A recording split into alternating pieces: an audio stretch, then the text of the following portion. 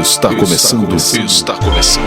Um programa que consola, esclarece e educa.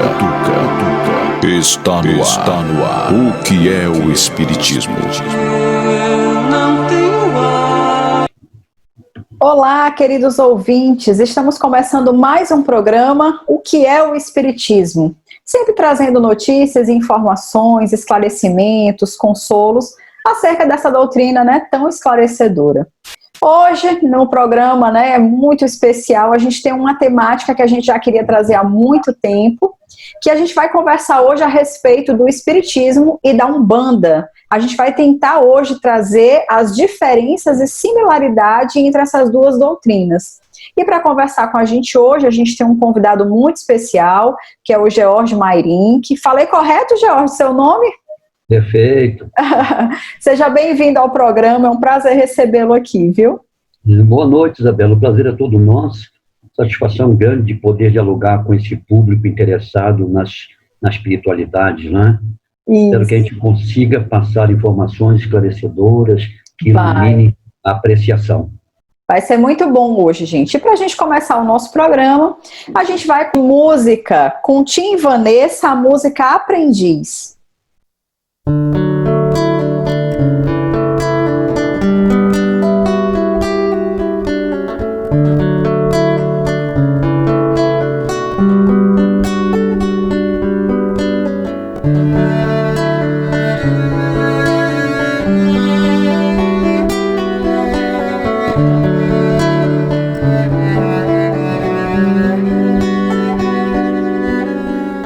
Como alguém que encontrasse a luz, depois de andar e andar procurando o caminho.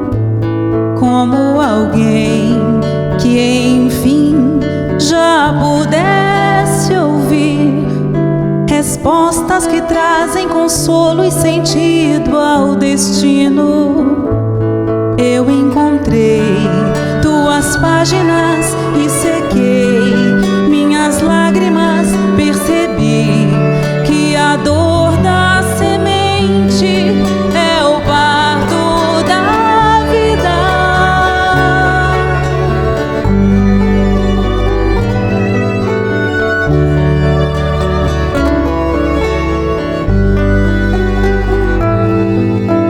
Como alguém que já quer seguir os passos do mestre com fé e razão conscientes, como alguém que em si já soubesse ouvir as vozes dos seres que habitam o espaço infinito. Eu encontrei tuas páginas e sequei minhas lágrimas, percebi que a dor da semente é o parto da vida. Minha dor me trouxe aqui para entender a flor que brota em mim.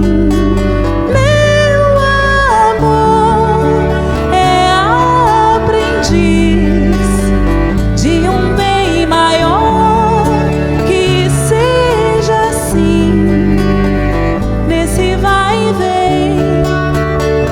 Sei que voltarei pra cuidar da flor, pra acalmar a dor e ser feliz.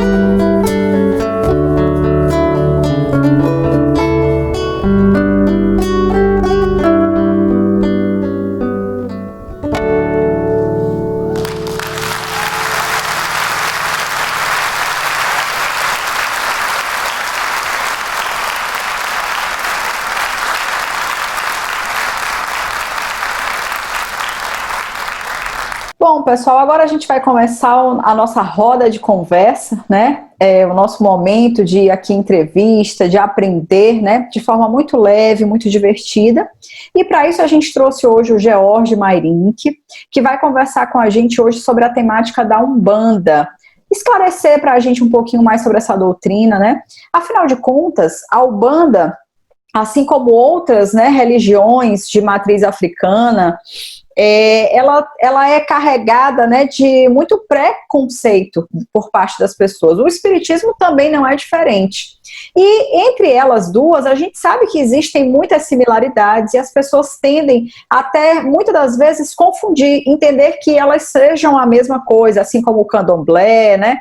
Então a gente vai trazer um pouquinho esse assunto hoje, esclarecer, para que a gente possa falar com um pouco mais de propriedade sobre essa temática. E o George vai estar aqui para conversar com a gente hoje. E a gente vai começar logo com a pergunta clássica, que é: o que é a Umbanda, Jorge? Explica pra gente. Uma boa noite a todos que estão nos ouvindo, uma gratificação, né, que se impera por um convite tão honroso, e a gente deseja que a luz do Cristo envolva todos nós, hoje, amanhã e sempre, né? A Umbanda é uma religião genuinamente brasileira, a única religião brasileira. E a Umbanda não é a criação de um líder ou de um grupo de pessoas, é uma revelação do astral. Isso é muito significativo e importante. Ela é uma religião sincrética, porque, como a maioria das religiões, ela recebe influência de outras. No caso da Umbanda, enfaticamente, africanas, do espiritismo, do catolicismo e da pagelança, a religião dos nossos índios. Qual foi a primeira que tu colocaste, George? Porque eu acho que cortou aqui meu áudio. O sincretismo é enfático com as seitas africanas. Tá. Africanas. Depois certo. Católicas, muito do espiritismo e também da pagelança, né? Certo. É uma religião sincrética, mediúnica, iniciática e ecológica.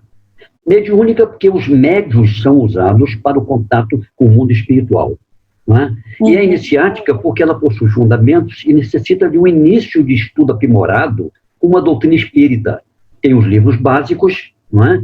E depois tem uma infinidade de outros livros importantíssimos para esclarecer.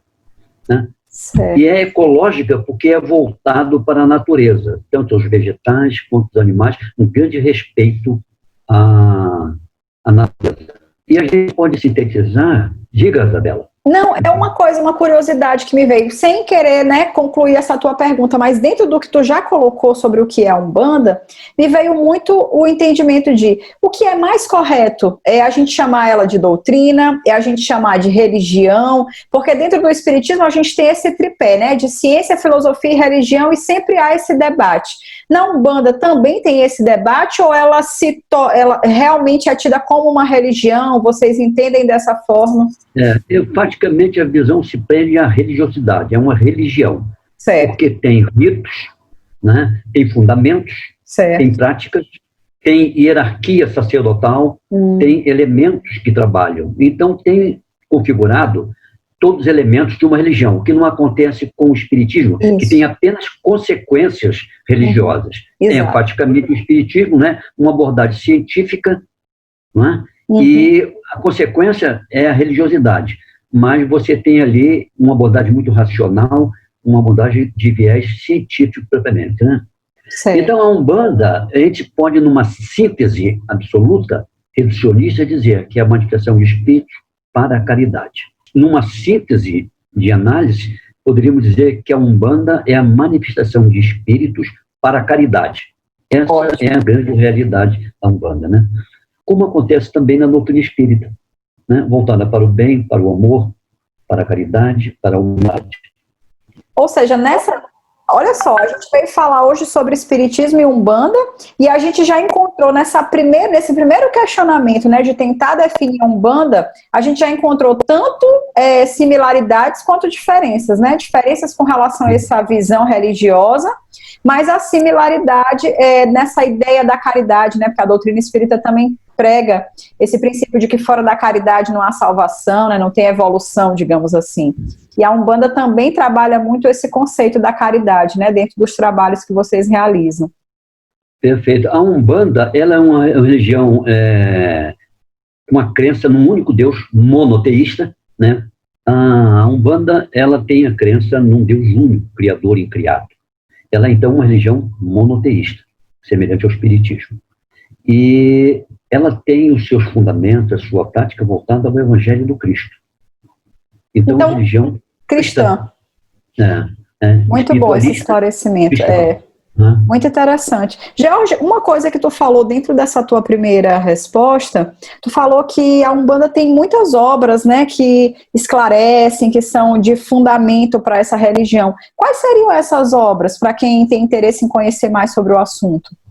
A gente tem um líder chamado Norberto Peixoto, que tem um livro muito esclarecedor, chamado Umbanda Pé no Chão.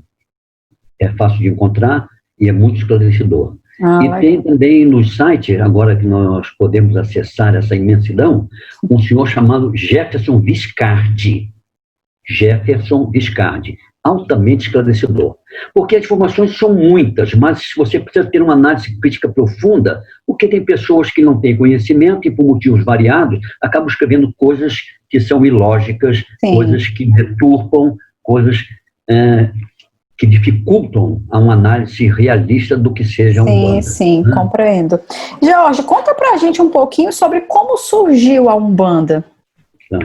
A Umbanda, embora os negros africanos que para cá vieram com as suas várias etnias e várias religiosidades, elas foram reunidas, sobretudo na Bahia, e houve uma amálgama, um somatório de informações que deu origem ao chamado candomblé. Se você procurar candomblé na África, ninguém vai saber o que é uma coisa também brasileira, né? Já havia manifestações em alguns médiuns negros escravos, mas não havia uma sistemática organizada para denominar-se de uma religião. Então, em 1908, em 15 de novembro, em Niterói, no Rio de Janeiro, havia um jovem de 17 anos que ia fazer a prova para a Marinha. Ele passou a apresentar uma postura curva como idoso e uma fala desconexa, uma fala de idoso. Os parentes ficaram assustados e procuraram um parente que era médico. Foi feita uma análise e falou: esse rapaz não tem nada fisicamente, ele está com problema espiritual. Levem-no à Federação Espírita de Niterói. E assim foi feito no dia 15 de novembro. Colocaram-no, não sei porquê, na mesa mediúnica, ou a mesa mediúnica, e ele se levantou e falou: está faltando uma flor aqui. Foi ao jardim, pegou uma rosa e colocou lá. Quando colocou, uma entidade se manifestou. E tinha um médium vidente ao lado do presidente, viu a presença de índios, nativos brasileiros, e africanos, espíritos. E eles disseram: vocês queiram se retirar porque vocês são espíritos atrasados, não podem participar desse trabalho. Começa aí já um preconceito. Total, um absurdo. Dentro da Casa Espírita, na Federação Espírita.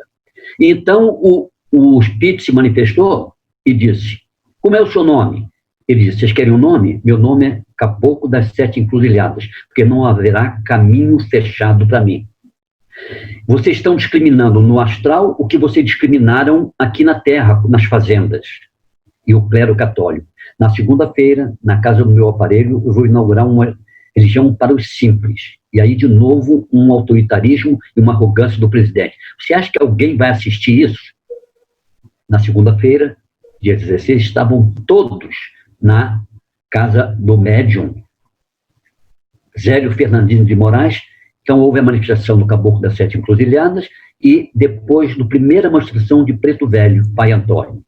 Mas na mesa mediúnica, ele falou: você está falando que é um caboclo? Eu estou vendo você com roupas clericais, roupa de um frade. Eu falei: fui o padre Gabriel Malagrita, morto na Inquisição, na época do terremoto de Portugal. Fui mandado para a Inquisição pelo mesmo que tirou os jesuítas do Brasil. E ele foi queimado, reencarnou como chefe indígena e foi no astral determinado, chamado, para inaugurar uma religião. Mas por que foi criado em 1908? Os negros massacrados, perseguidos, humilhados, trazidos de sua terra, proibidos de cultuar a sua religião, estavam fazendo trabalho de goécia ou magia negra para prejudicar os donos de fazenda, os escravocratas. Isso criou, na psicosfera do Brasil e do planeta, uma capa escura de vibrações de ódio. E o astral superior, para contrabalançar, para antagonizar, criou a Umbanda, que é amor, caridade, humildade, compaixão, e trabalha para desfazer os trabalhos de Goécia. É o ponto básico da Umbanda. Foram criados depois 700. O primeiro foi chamado Nossa Senhora da Piedade, e o caboclo dizia, assim como Maria, mãe de Jesus, o acolheu no colo, nós vamos acolher todos aqueles que sofrem nessa nova religião. Tá? Foram, então, depois 700, depois tem mais de quase 7.000 centros, inclusive fora do Brasil. Então, a Umbanda é uma religião de revelação espiritual, não é uma criação de um ser humano, e, aos pouquinhos, vai conquistando os corações, como o espiritismo no Brasil, muito mais que na França, pelo trabalho de amor, de caridade, fundamentado no Evangelho do Cristo. Muito interessante. Jorge, dentro disso que tu colocou, me veio uma primeira coisa em mente, né? Um esclarecimento, na verdade, um comentário. A gente percebe como nós, né, encarnados principalmente, desencarnados também, né, porque a gente não muda, né, porque desencarnou que mudou completamente. Mas como nós ainda estamos, né, mais próximos do momento da criação do que do momento da purificação. Porque a gente vê que, por exemplo, o Cristo veio para os simples, né? A gente vê toda... eu vim para os simples. Eu vim para os doentes, exato. E aí a gente percebe depois, por exemplo, dentro da literatura espírita, das obras básicas e tudo mais, que isso também é enfatizado e a gente percebe a necessidade de se fazer, né, para o bem de todos, da coletividade, a gente aprende que a gente não evolui só e etc. Mas a gente, infelizmente, apesar de toda essa leitura e de todo esse arcabouço, né, teórico, a nossa prática ainda, infelizmente, é muito distante, né? E, infelizmente, a gente vê situações como esse episódio aí narrado no surgimento da Umbanda, né? Onde a gente, mesmo com toda a literatura cristã e espírita, ainda tem comportamentos, né, com intolerância, com irmãos que se mostrem com menos conhecimento, ou menos poder aquisitivo, ou que não estejam dentro dessa visão tacanha nossa, né? De que não estão no mesmo nível intelectual. Isso é um absurdo, né? Não é o que nem a doutrina prega e nem o que o cristianismo prega. Perfeito. Eu costumo dizer que tanto na doutrina espírita como na Umbanda, as pessoas entram na Umbanda divina, mas a Umbanda e a doutrina espírita não entram em sua alma e sentimento. Então, 2000 anos do Evangelho do Cristo, você percebe a apropriação de Deus por religiões, chegando a guerras com armas, a não ser também as guerras de conceituação, de ideia, de repúdio. É realmente muito lamentável. Mas faz parte do processo, porque nem todos os espíritos evoluem na mesma velocidade e nem têm alcançado a marcha. E como Deus é eterno, eu costumo dizer nas minhas palestras que ele não usa relógio, então tem todo o tempo do mundo. Ele espera pacientemente. Agora tem um detalhe. Quando você se afasta das leis divinas, perfeitas, imutáveis, eternas, você gera turbulência e sofrimento para você. E depois a gente põe a culpa em Deus ainda. Oh, meu Deus, por que comigo? Porque Deus não cria dor, não se vinga, não pune. Ele é amor, ele é essência de amor. Né? Então, o espiritismo é permeado dessas, e a Umbanda também desse sentimento, embora as pessoas, na prática, não exercitem. Ficam mais ao nível da teoria do que da prática, como você falou. Exato. Realmente, né? Isso aí, Jorge. Bom, a gente vai para um rápido intervalo, vamos um pouco mais de música, agora vamos com um reggae que fala sobre a oração de São Francisco e a gente volta já. Fazei-me um instrumento de vossa paz.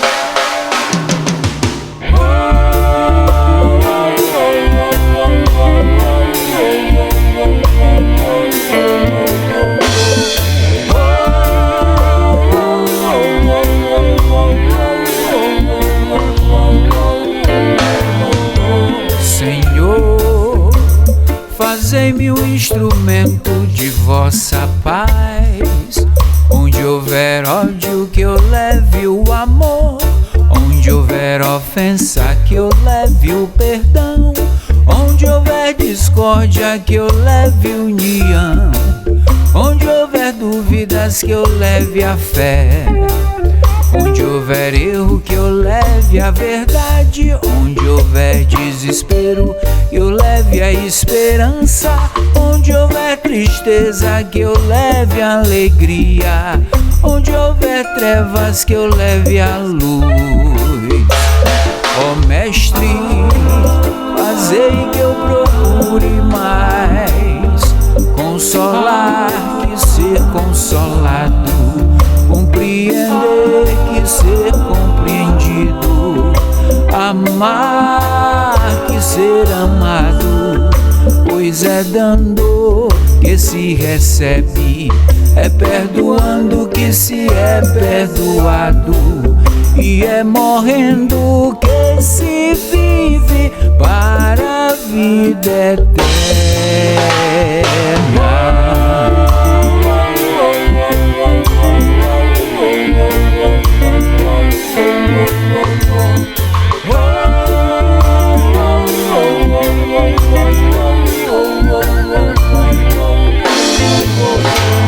Ó Mestre, fazei que eu procure mais consolar que ser consolado, compreender que ser compreendido, amar que ser amado, pois é dando que se recebe, é perdoando que se é perdoado, e é morrendo que se vive para a vida eterna.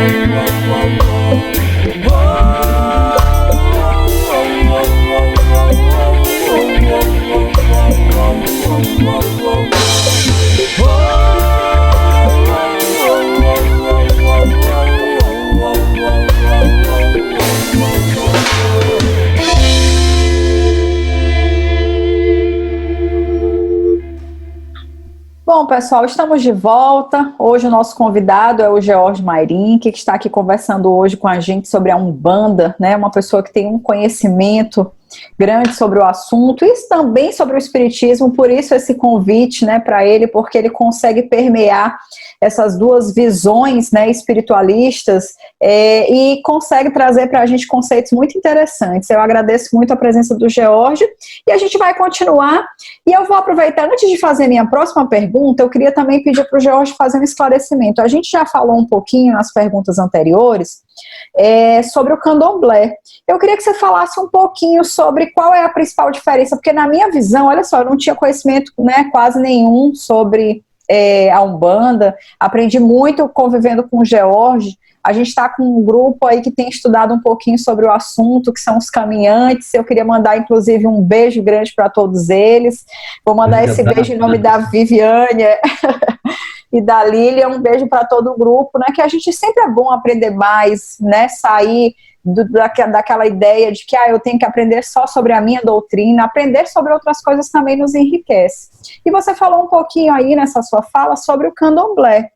Então eu queria que você colocasse um pouquinho para os nossos ouvintes quais as diferenças, o que é que diferencia exatamente o candomblé da Umbanda, se uma surgiu da outra ou se elas surgiram de forma independente. Fala um pouquinho para a gente sobre isso. Como eu havia falado, a Umbanda é algo também tipicamente brasileiro, resultante da reunião de etnias, crenças e formações diferenciadas. A cultura africana, ela é muito díspare, as pessoas têm uma visão como se fosse um só país, são centenas de etnias, de países diferentes, de regiões diferentes da África, alguns irmãos negros, e eles colocados sobretudo na Bahia, e de propósito separava o pai do filho da mãe para não haver entendimento. Um idioma diferente para não se comunicar e não terem uma reação à escravidão. Uma coisa cruel. Mesmo assim, o valor da religiosidade africana se manteve, apesar da pressão do catolicismo, e eles conseguiram preservar culturas. O candomblé, então, é essa amálgama, essa mistura desses elementos. Difere da Umbanda por quê? A cultura Iorubá, ou Nagô, e a cultura Jejinaí, do Daomé, atual Benin, país atual, ela é milenar, muito antes do judaísmo, que está em torno de 6.000 anos de cultura com Abraão e Moisés. Então, como Cristo era judeu, nasceu judeu, viveu como judeu, o candomblé, sendo anterior, não fala sobre o Cristo. Essa é a grande diferença da Umbanda. Existe um criador do universo, da Terra, no candomblé, chamado Oxalá. Como Cristo foi o criador responsável pelo nosso planeta, há um sincretismo, mas não se fala no candomblé em Cristo Jesus. Já a Umbanda, diferente. Uma outra coisa marcante, embora tenha mediunidade no candomblé, na Umbanda, é que há o corte, ou seja, a matança de animal na ritualística. Espíritos bem primitivos, que usam essa energia do sangue, coisa que a Umbanda não faz. Nenhuma crítica aos fundamentos do candomblé. Sim, sim. Mas a diferença é essa. Não há uma abordagem sobre o Cristo propriamente, porque é anterior ao cristianismo. E há a matança de animais. A Umbanda não mata animais e é ecológica, voltada para ervas, flores e natureza. Esses são os nossos. E já tem diferença também de ritualística, na indumentária, nos cantos, que geralmente são de idioma africano, já. Mas a Umbanda tem muita influência com a nominação das linhas de trabalho, que a gente pode falar depois, e nos cânticos, mas difere. Umbanda é uma coisa, candomblé é outra. É importante a gente frisar isso, porque as pessoas tendem a colocar tudo num pacote. Umbanda, candomblé, espiritismo, elas têm similaridades, são religiões espiritualistas, mas têm suas diferenças, né? Que bem pontuais. Agora, explica então, aproveitando que a gente está falando sobre essas diferenças, explica para os nossos ouvintes qual é a diferença entre o espiritismo e a Umbanda, Jorge. O espiritismo e a Umbanda têm como comum, não é? O amor, a caridade, a compaixão e a humildade, que são os fundamentos da doutrina do Cristo. É uma religião, tanto Umbanda como o espiritismo, mediúnica, que o médium, do latim, meio, que faz a intermediação, a conexão entre o plano espiritual e o plano físico. Sim. Agora, o espiritismo, ele tem uma doutrina organizada. Como falamos no início, ele tem consequências religiosas, porque nos diz de onde viemos, para onde vamos, o que somos. Mas não tem a ritualística, não tem um altar, não tem um papa, não tem um chefe.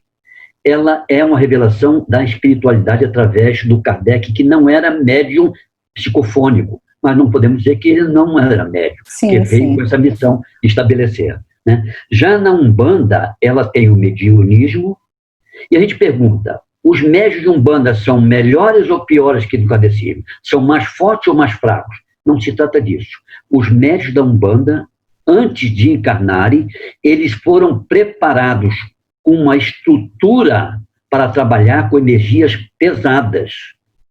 Trabalha desfazendo a goécia ou magia negra. Os negros, como eu falei, procuravam, através da mediunidade, os seus antepassados e suas entidades para se vingar. Então, a vingança é contrária ao amor. Então, a Umbanda, ela veio para neutralizar essas forças. E a Umbanda tem uma ritualística, uns fundamentos, como religião tem particularidades que o espiritismo não possui. Porque o espiritismo não teve influência de seitas africanas, nem do catolicismo, nem da pagelança. Já a Umbanda tem a influência de todos esses elementos, embora seja monoteísta, espiritualista, cristã, mas tem diferença. Mas a Umbanda vai se transformando aos poucos. Hoje se estuda e se lê profundamente. Antigamente era só de tradição oral. Como eu falei para você, tem muitos livros para você entender o que é a Umbanda. Sim. Então, há diferença entre o espiritismo e a Umbanda? Sim. Há semelhanças? Sim. Há pontos convergentes? Sim. Há pontos divergentes? Sim. Jorge, você falou um ponto que eu acho que ele tem um pouquinho de polêmica, mas eu acho que é importante a gente falar, porque a gente está aqui para esclarecer, né? Trazer pontos de vista de pessoas diferentes, de outras doutrinas, e isso enriquece a gente. E aí você falou um pouquinho, falando sobre a Umbanda, trabalhar mais com essa questão das energias mais densas. E realmente esse boato, ou esse, não é boato a palavra, mas essa conversa de que dentro da Umbanda eu consigo resolver as coisas, que de repente eu esteja passando por alguma questão espiritual que esteja me abalando, e que a Umbanda tem uma efetividade, parece ser algo que é concreto, né? Que dentro da Umbanda tem essa ideia, ou se dissemina esse entendimento. Por que se tem essa ideia sobre essa questão? As energias, elas podem ser usadas para o bem e para o mal, né? E as entidades se apropriam das energias para fazer o bem ou fazer o mal. Como eu falei, o médium da Umbanda não é que seja mais forte, seria uma seletividade, especificidade de trabalhos. Sim. Então, não é que você, numa mesa mediúnica, você não possa resolver um problema de obsessão severo. Uhum. Às vezes, leva. O Divaldo Franco levou 30 anos com o espírito perturbando. E o Chico Xavier, o Chico já tinha obsessão, tinha um cara com um porrete quando ele saía da esquina, esperando para xingar e ameaçando. Sim. Mas na Umbanda, as entidades trazem o obsessor, colocam à frente do obsediado, coisa que na doutrina espírita é contraproducente, normalmente não se faz. Então, há o esclarecimento, há o cesseamento da atividade. Uhum. E tal qual o espiritismo, se não houver a reforma íntima, não tem final para a dívida kármica, não tem final para a obsessão. Não é magia da Umbanda, é uma conscientização que só fundamentado no amor, que é a essência divina, que é a base do Evangelho do Cristo, você não vai afastar o obsessor, você vai esclarecê-lo e convencê-lo que ele vai sofrer se continuar naquela atitude. Essa é a diferença. Agora, realmente, nós temos na Umbanda entidades e linhas de trabalho que seriam aquela tropa de choque. Pronto-socorro para doido, para desesperado, para os grandes problemas. Eu costumo dizer, eu faço palestra espírita, você sabe, frequento casas espíritas, já tive muito, estou quase 40 anos na Umbanda e tenho uns 10 ou 20 anos que eu vou aprendendo com a doutrina espírita. Eu costumo dizer, no sentido um pouco folclórico, quando estão derrubando as cadeiras lá no centro, manda para a sessão de Umbanda. Então, é mais ou menos por aí. Mas não é questão de ser melhor ou mais forte. Sim. É uma questão de especificidade de trabalho. Sim, gostei muito do teu esclarecimento. Foi muito bom esse esclarecimento. E uma coisa principal que você falou, que é uma coisa que a gente precisa sempre frisar.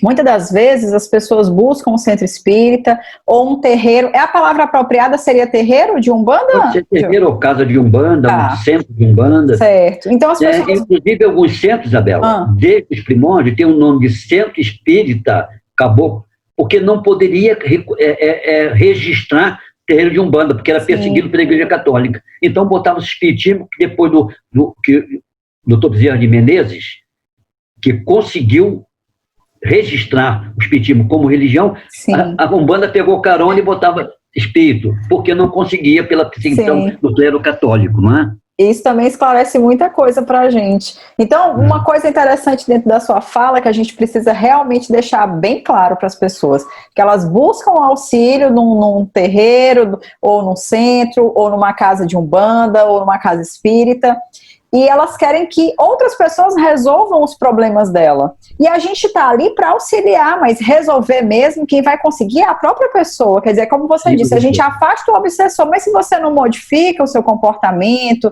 se você não busca uma melhora, ele volta, né? Como tudo na vida. A gente vê na Bíblia, o exemplo de uma casa que você expulsa, mas depois não limpa, volta aquele mais 7. Exatamente. Né? Muito interessante. É realmente o que acontece. Né? Porque a reforma moral espiritual, ela é fundamental. Sem isso, sem o Evangelho do Cristo como modelo para a sua caminhada, não há solução. Na Umbanda, no Candomblé, no Pentecostalismo, no Espiritismo, qualquer religião, no catolicismo, a religião do latim religare é uma muleta, uma ferramenta. Você é uma centelha divina, a solução está em você, em aderir às leis divinas. Não precisa de intercessor, não precisa de mediador, não precisa, é você e Deus. Ele nunca te abandona. Você que... A palavra pecado significa errar o alvo, afastar-se do objetivo. Quando você está à margem da lei divina, que é perfeita, que é felicidade pura, você cria reverberação e sofrimento para você. Volta para a lei, felicidade total no colo do papai. É verdade. George, agora explica uma coisa. Essas religiões que a gente está aqui conversando hoje, incluindo a doutrina espírita, são sempre cercadas de muito preconceito por parte das pessoas. A que você atribui isso? O que você acha que corrobora para esse preconceito tão grande com relação a essas doutrinas? Ele é histórico-antropológico. Nós somos uma sociedade a última a libertar os escravos. A última. O Haiti libertou antes da gente. Uhum. Todos os países que libertaram os escravos indenizaram com terras e meios de subsistência. O Brasil não. Meio-dia acabou a festa da libertação dos escravos. Quando o estômago doeu, onde é que eu vou comer? O fazendeiro falou, na minha fazenda não, você não é mais meu escravo. E eles foram para um lugar que tinham favas no alto do morro, por isso que é chamado de favela. Uhum. Onde tinha fava para você comer. Então, uma sociedade escravocrata, ela traz no seu íntimo, na sua história, preconceito de que índio é preguiçoso, que a religião do índio é atrasada, que negro não tem alma, como dizia a Igreja Católica, então pode ser açoitado, vendido, usado. Isso permeia o ideário da cultura brasileira. É uma marca histórica que nós precisamos dissipar, nos livrar disso, né? Veja a estatística na sociedade, em termos econômicos, sociais, doenças, escolaridade, a condição do negro. Então, o preconceito é que eles são inferiores, para ele, o resto.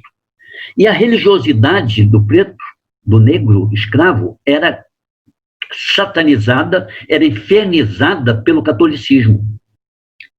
Como eu falei, as religiões se apropriam de Deus. Então, a Igreja Católica batizava quando saía da África, batizava aqui, obrigava. Depois a gente pode falar um pouquinho sobre o sincretismo nessa linhagem. Então, o preconceito contra a religião, sobre a Umbanda, porque é coisa de negro, preto, escravo. O preconceito contra o espiritismo veio de fora, e na Europa, com Kardec, por ser uma abordagem cartesiana, lógica, científica, abalou os credos religiosos, os dogmas absurdos que hoje estão caindo pelo ralo, porque se não modificar, o neopentecostalismo, como Edir Macedo, que tem mais de 200 bilhões de dólares pessoalmente, vai comer o bolo todinho da clientela. Porque hoje, com esclarecimento filosófico e científico, aqueles dogmas absurdos não convence mais. Então, pecado original e todas aquelas infalibilidade do Papa. O Papa é chamado de pontífice, sabe por quê? É o nome do imperador romano, esse termo. Então, o catolicismo, ele conseguiu vigorar, atrelado ao poder romano, nas estradas que os romanos fizeram, disseminaram, foram pelo aquele caminho. E a Igreja Católica se tornou proprietária do cristianismo. E a Igreja Católica rompeu com a Igreja do Oriente e tornou-se uma outra religião em Roma, católica e mundial, apostólica do apóstolo, romana, porque a sede onde é lá juntinho do Império Romano. Então, os patriarcas da ortodoxia ficaram lá numa minoria, e quando Constantino fez o Concílio de Nicéia, que tem um bem de não perseguir o cristianismo, ele chamou só pessoal do Ocidente para votar contra os interesses. Aí houve uma ruptura da Igreja Católica que se apropriou do cristianismo. Até que Martinho Lutero falou, não concordo, protesto. E aí tem o protestantismo. Eita, que aula de história, hein, gente? A gente vem aqui achando que vai falar sobre Umbanda, e aí a gente fala sobre história, a gente vem buscar mesmo as coisas antigas, porque a gente precisa ir lá no X da questão, né? Não é uma coisa tão simples, ou, só porque eu não gosto. Tem um porquê, né, tudo isso no nosso inconsciente. Tem um porquê. Bom, a gente vai dar um rápido intervalo, vamos agora ouvir um sambazinho espírita, e já que a gente volta.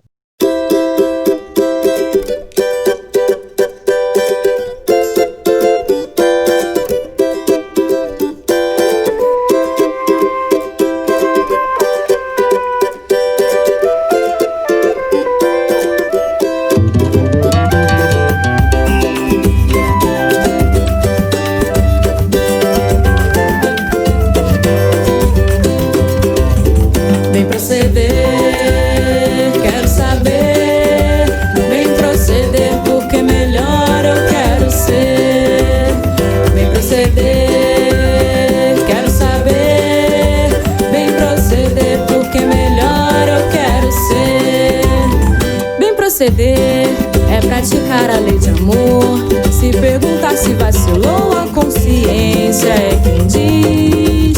Pensar também no que faltou fazer de bom. Se alguém tem algo a reclamar, se colocar como aprendiz. Vem proceder, quero saber. Vem proceder, porque melhor eu quero ser. Vem proceder, quero saber. Vem proceder, porque melhor eu quero ser. Vem proceder, é cultivar a fé no Pai. Não lamentar quando se cai, pois Ele sabe o que há por vir. A caridade sempre levar no coração. Deus emprestou o ouro, o pão e a própria mão pra dividir. Vem proceder, quero saber. Vem proceder, porque melhor eu quero ser. Vem proceder, quero saber. Vem proceder, porque melhor eu quero ser. Vem proceder, é não pensar primeiro em si. Ter a alegria de servir, de consolar na aflição. É defender a quem não tem com quem contar. É no prazer de ajudar, se encontrar satisfação. Vem proceder, quero saber. Vem proceder, porque melhor eu quero ser. Vem proceder, quero saber. Vem proceder, porque melhor eu quero ser. Vem proceder, é não guardar nenhum rancor. Valorizar o benfeitor e nas ofensas ter perdão. Fazer justiça sem interesse pessoal, pois no centavo, no milhão, honestidade, obrigação. Vem proceder, quero saber. Vem proceder, porque melhor eu quero ser. Vem proceder, quero saber. Vem proceder, porque melhor eu quero ser. Vem proceder, nada mais é que respeitar o semelhante e o tratar como seria bom pra si. E agir assim ainda não é a perfeição, mas é caminho, educação fundamental pra ser feliz. Vem proceder, quero saber. Vem proceder, porque melhor eu quero ser. Vem proceder, quero saber. Vem proceder, porque melhor eu quero ser. Estamos de volta hoje com o nosso querido convidado, George Mayrim, que estamos aqui no nosso último bloco para falar sobre Espiritismo e Umbanda, apresentando um pouquinho, né, das diferenças e similaridades entre essas duas religiões ou essas duas doutrinas. A gente já conversou muita coisa sobre essas diferenças, sobre essas similaridades, mas tentando entender um pouquinho mais, tem duas curiosidades que eu gostaria que a gente esclarecesse antes da gente encerrar aqui a nossa conversa, Jorge. Uma, vou começar por essa porque eu acredito que seja mais simples e não é necessariamente, eu creio que nem seja um termo da Umbanda, mas uma coisa que as pessoas trazem muito é aquela ideia da macumba, de fazer fazer um trabalho para alguém. O que, afinal de contas, é a macumba? E é algo que faça parte da Umbanda, Jorge? A palavra macumba é um instrumento musical semelhante ao reco-reco usado no samba. Sim. Que os negros usavam nos seus folguedos. Mas o preconceito, quando eles faziam religião religiosa, a elite chamava macumba. Tanto a diversão quanto...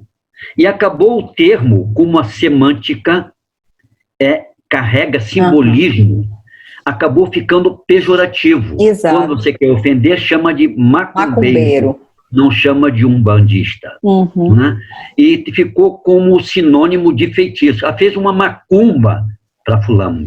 Né? Tem essa abordagem, inclusive na palavra que vai denegrir, tornar negro. Então é ruim, tornou negro. Você está denegrindo a minha imagem, está tornando a minha imagem negra. Então você está me fazendo mal, que faz ficar igual a negro. Inclusive, em termos de advogados esclarecidos, de alguns juízes, não permite o termo Sim. Porque é eivado de preconceito, né? E semanticamente, etimologicamente, remete a esse preconceito que você falou da religião Sim. e do negro na nossa sociedade. Ou seja, né, esclarecendo para os nossos ouvintes, macumba nada tem a ver com esse termo que a gente utiliza hoje, não passa de um instrumento musical utilizado, né, durante os rituais. Isso. E agora, George, falando um pouquinho mais aqui, tirando mais dúvidas, você falou para a gente no começo o que é a Umbanda, deu para compreender bem, a gente entendeu o surgimento, mas como é que é essa questão ritualística, se você pudesse contar, né? Lembrando que os nossos ouvintes vão estar só ouvindo, não vão poder estar vendo as imagens e tudo mais, mas se a gente pudesse explicar um pouquinho mais como é que se dá o ritual, tipo, uma coisa interessante que eu acho que é legal falar. A primeira vez que eu fui num centro espírita, e aí a gente vê como a gente não tem conhecimento de nada, mas tem preconceito com tudo. A primeira vez que eu fui num centro espírita, eu fui levada por uma curiosidade, na verdade. Eu tinha um filho e não me encontrava no catolicismo, e tinha sido católica a minha vida toda, mas não me encontrava. E quando eu tive meu filho, eu falei, acho que eu preciso dar um encaminhamento para ele, né, assim, uma base religiosa, e estava em busca disso. Li uma matéria falando sobre o que era o espiritismo, uma revista super interessante, e achei o máximo aquilo. Depois de ler essa matéria, fui atrás de um centro e cheguei até o Caminho Verdade e Vida. E quando eu fui a primeira vez a um centro, nunca tinha ido e eu não conhecia nada. Para mim, espiritismo, umbanda, candomblé, era uma coisa só, eu não fazia ideia. E quando eu fui me dirigir a primeira vez para um centro, falaram, olha, você vai num dia de palestra pública, eu falei, sabia o que era. Aí eu ficava pensando, será que tem que ir de branco? Será que eu tenho que levar alguma coisa? Eu, não tinha ideia de como era. Então, talvez as pessoas que estejam ouvindo a gente também tenham curiosidade sobre buscar uma casa de umbanda, um terreiro. Como é que é onde elas, como se comportar? Eu queria que você falasse um pouquinho nesse sentido. Olha, alguém vai a primeira vez, como é que vai ser essa experiência? Relata um pouquinho pra gente. A pessoa que não tem nenhuma informação sobre a Umbanda, ela pode se surpreender, até se assustar. De um modo geral, quando o caboclo da Sete Cruzilhadas traçou as normas comportamentais dos trabalhos da Umbanda, não tinha atabaque, que são os tambores, porque veio do candomblé, e tinha só roupa branca.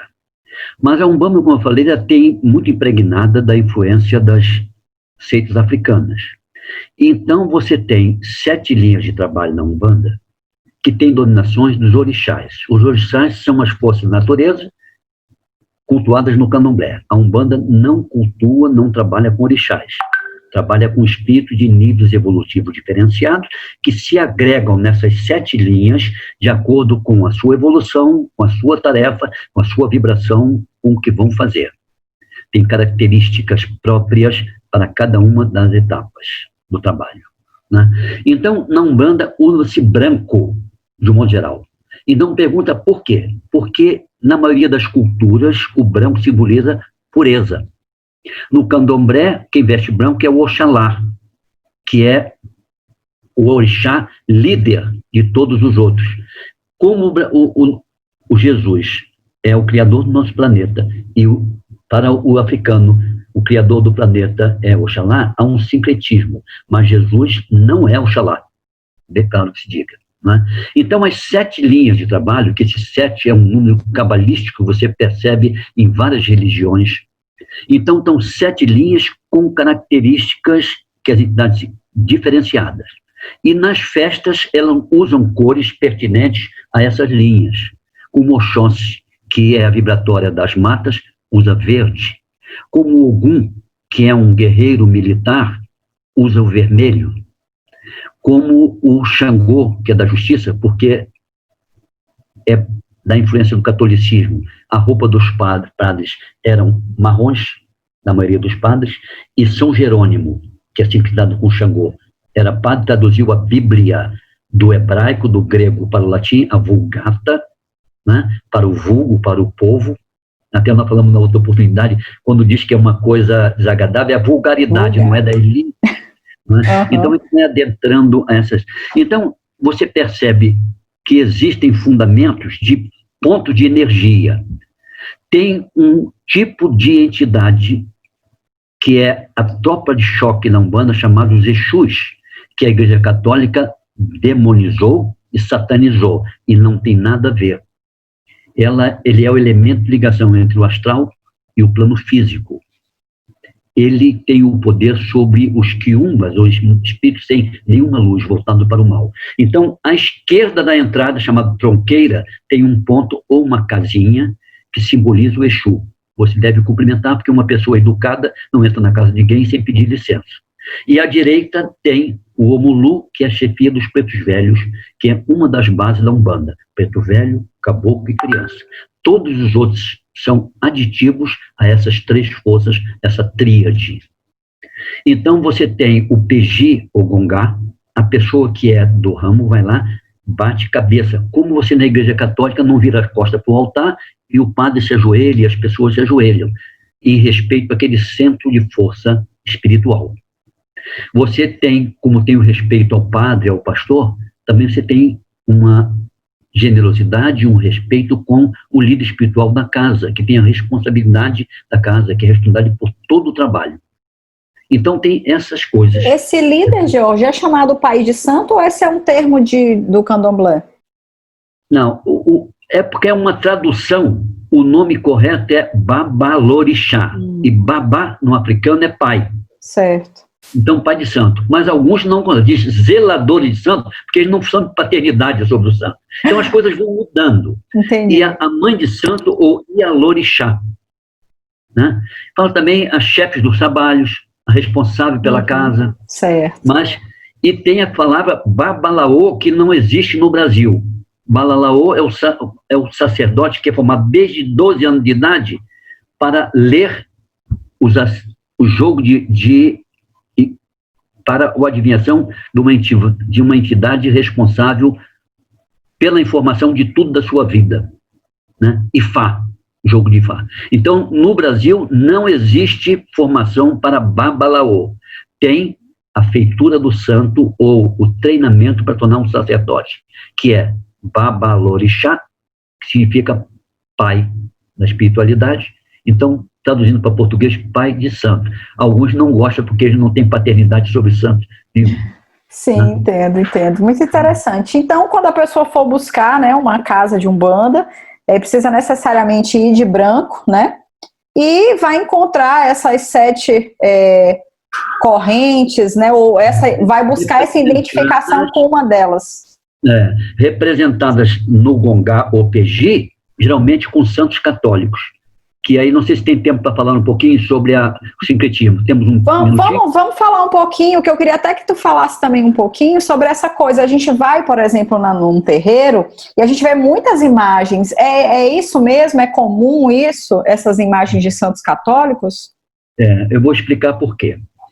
A pressão do dono da fazenda, que tinha uma capelinha na sua fazenda de escravo, e o clero que batizava em África e aqui, e era mão de ferro, não permitia o culto, porque era uma religião atrasada de negro da África, isso é coisa demoníaca, você tem que ser católico. E os negros, muito sábios, botaram o altar chamado PG, botavam as entidades, santo católico em cima.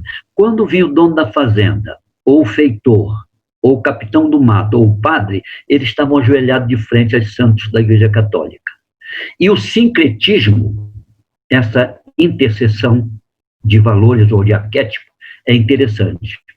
Por exemplo, São Jorge foi um soldado romano que foi convencido pela mensagem do Cristo e morreu por ela. Foi chamado para abandonar, para cultuar os deuses pagãos romanos, ele não concordou e foi morto. Então, como ele era militar, guerreiro romano, como Ogum é o guerreiro que abre caminho e luta contra as dificuldades, Ogum é sincronizado. Já no candomblé é com Santo Antônio. Tem diferenças. Então, a presença de imagens católicas no centro de Umbanda é uma herança da influência do catolicismo, mas há o permear de características. Por exemplo, a avó de Jesus, Nossa Senhora de Santana, ela é sincronizada, né, com Joana d'Arc, e também sincronizada com aquela que foi morta, enforcada, na hora que o pai Dióscoro mandou matar a filha, porque resolveu acompanhar o Cristo, quando o Carrasco foi colocar o laço, caiu um raio e matou. Então eles associam a dona do raio e Yansan. Olha só que inteligência. Sim. Como vai se mesclando, né, as coisas. Por exemplo, Oxóssi, que é o orixá que cuida das matas, dos animais e do reino da planta. Não tem um santo católico caçador com arco e flecha, mas tem um santo que morreu flechado, São Sebastião, que também foi um mártir católico. Ele não tem arco e flecha, não, mas levou flechada, então serve. Bota Oxóssi sincretizado. E enganavam os padres e ficaram essas 7 correntes com esse simbolismo. E há uma crítica sobre isso. E eu pergunto para as pessoas, você critica o santo católico? Os evangélicos criticam, porque lá no Moisés, o Deus disse, não faça imagem semelhante, aquela coisa toda do judaísmo. E eu pergunto, na carteira você tem um retratinho da tua namorada, da noiva, da mulher? Tenho. Esse retratinho é a sua mulher, a sua noiva, seu filho? Não, é só uma lembrança. A imagem do santo também é uma muleta mnemônica, um recurso da memória, porque nós somos limitados, nós queremos coisas físicas, porque estamos no mundo da forma e da matéria. Nós somos espírito, mas damos mais bola para o sabonete, para o perfume, do que o perfume da alma. Verdade, muito então, bom. É por isso que a imagem católica. Eu tenho aqui atrás, alguém talvez possa... Eu estou vendo. Do Omulu, que é o que chefia Lia dos Pretos Velhos. E ele tinha doença na pele, tinha mau cheiro para as feridas da pele, usava essa roupa. E ele foi a uma festa dos outros orixás, riam dele. E Yansan, que é dona dos ventos, soprou a roupa e apareceu a luz infinita dele. Todo mundo ficou surpreso. Então, na Umbanda, a chefia da linha dos Pretos Velhos, que tem muita luz, humildade, nos dá aula de cristianismo, é ligada à linha de Yurimá ou à linha de Omulu Abaluaê. Gente do céu. Eu gostaria de dizer para os amigos que eu sou interessado, leio todas as religiões, tudo que eu posso, como você também, muito culta, muito inteligente, eu adoro ver suas palestras. Eu não sou um profundo entendedor, mas sou um buscador da verdade. Tem 40 anos que eu tenho respeito e tramito na Umbanda. E uns 30 faço, inclusive, palestras espíritas.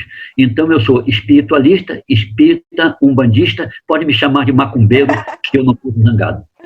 Né? Jorge, muito bom, eu agradeço muito, a gente está com o tempo super estourado, mas com certeza a gente vai precisar fazer outros programas, porque tem muitas coisas, minúcias, né, que a gente com certeza quer tirar dúvidas, quer esclarecer, e é muito importante falar sobre isso, é muito importante abrir espaço.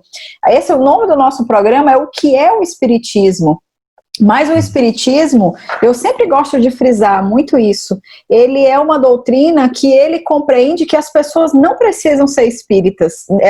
Essa salvação, essa evolução, ela não perpassa por as pessoas serem espíritas. Dentro do Espiritismo, a gente entende que o Espiritismo não é a religião do futuro. A gente não quer converter, transformar e trazer todo mundo para o Espiritismo. Os eletismos, sem necessidade. Exato. A gente entende que o conhecimento que a doutrina traz é algo que vai trazer ou agregar valor e tal para todos, né, para todas as outras religiões e tal, assim como o Jorge trouxe hoje para a gente o conhecimento da Umbanda e trouxe o que é que a Umbanda bebe dentro do Espiritismo, o que é que ela bebe de outras religiões, e assim a gente vai fazendo as nossas próprias crenças e o nosso próprio caminho, e isso é que é importante.